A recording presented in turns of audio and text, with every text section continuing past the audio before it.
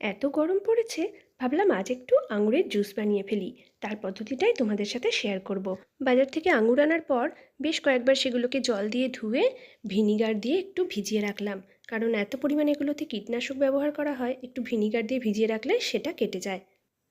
এরপর আঙুরগুলোকে তুলে মিক্সিং জারের মধ্যে নিয়ে সামান্য একটু চিনি অ্যাড করব।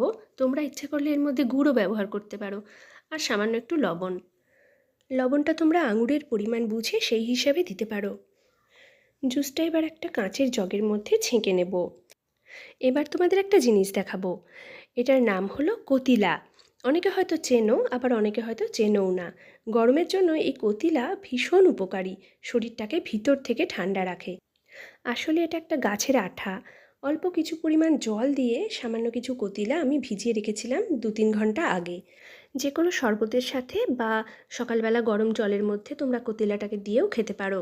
দেখো, এটা 3-4 ঘন্টা ভেজানোর পরে কি সুন্দর পুরো বরফের মতন হয়ে গেছে, আর ফুলে এক বাটি হয়ে গেছে।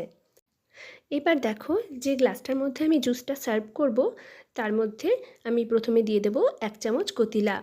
তারপরে দেব একটা লেবুর স্লাইস, সেটাকে একটুখানি থেঁতো করে নিয়ে দেব, যাতে জুসের টেস্টটা আরও সুন্দর হয়, একটু মিষ্টি মিষ্টি টক টক লাগে।